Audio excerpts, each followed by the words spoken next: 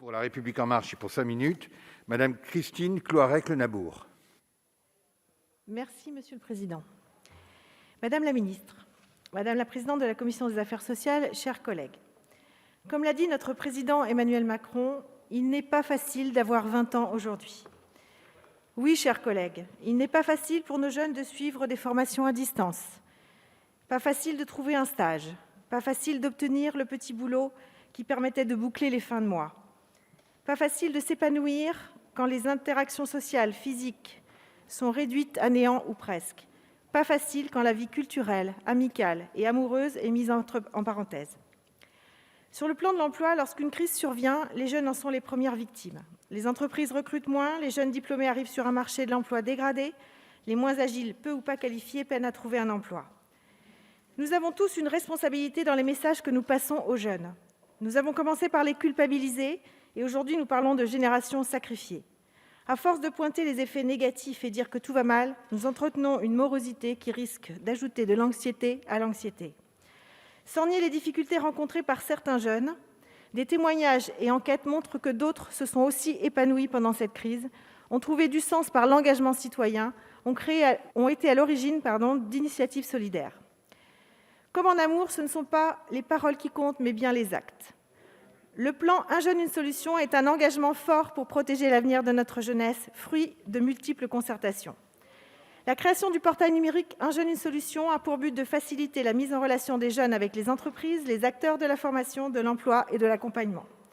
Des aides financières ont été mises en place pour inciter les entreprises à embaucher des jeunes de moins de 26 ans, des jeunes en situation de handicap sans limite d'âge, des apprentis et des alternants. La crise sanitaire aurait pu ralentir considérablement le recours à l'apprentissage. Il n'en est rien. Aujourd'hui, plus de 440 000 contrats d'apprentissage ont été signés, un record historique.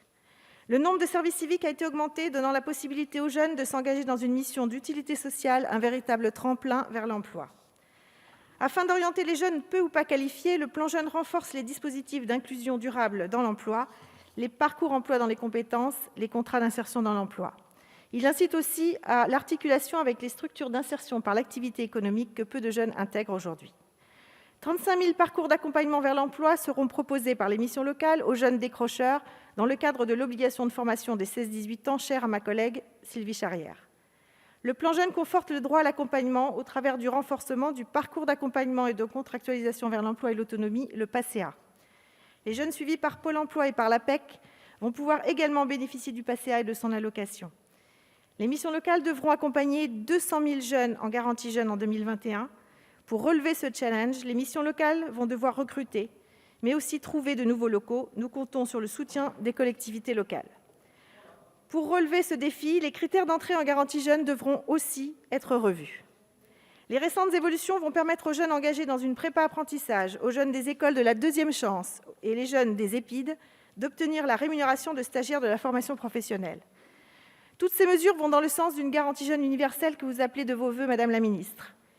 Tout jeune qui signe un contrat d'engagement réciproque doit pouvoir bénéficier d'un accompagnement, de la construction d'un parcours adapté vers l'emploi et de l'attribution d'une allocation financière si besoin. Nous portons depuis 3 ans le projet que l'émancipation passe par la formation et l'emploi. L'accompagnement doit prévaloir sur l'allocation, mais la précarité financière ne doit pas empêcher un jeune d'entrer dans un parcours. Je tiens sincèrement à vous remercier, Madame la Ministre, pour la qualité d'écoute dont vous avez fait preuve concernant la situation des jeunes éloignés de l'emploi et les recommandations des structures qui les accompagnent. Vice-présidente de l'Union nationale des missions locales, je peux témoigner de la très grande satisfaction des élus et professionnels du réseau, de voir ainsi leur rôle reconnu au service de l'accompagnement des jeunes et de voir leurs avis pris en compte. Les mesures répondent à l'urgence de la situation, mais il doit s'organiser dans la durée et ne doit pas nous faire oublier la nécessité de poursuivre nos réflexions sur l'évolution de nos politiques jeunesse. La question de la jeunesse est bien, pour le gouvernement et sa majorité, une priorité absolue de la relance post-crise. La ministre Brigitte Klinkert pilote le déploiement du service public de l'insertion et de l'emploi, une nouvelle méthodologie qui permettra d'améliorer la qualité des parcours d'insertion, des parcours sans couture, coordonnés entre tous les acteurs de l'insertion et centrés sur la personne accompagnée. Cela bénéficiera bien entendu aux jeunes, notamment par l'action des missions locales, partie prenante de ce service public. L'efficacité des mesures mises en place réside dans notre capacité à repérer les invisibles, les fameux trous dans la raquette, à mobiliser les entreprises et tous les acteurs sur les territoires, mais aussi dans notre capacité à suivre et évaluer les différentes mesures pour les améliorer, si besoin, au fil de l'eau. Je vous remercie de votre écoute. Merci, madame la députée.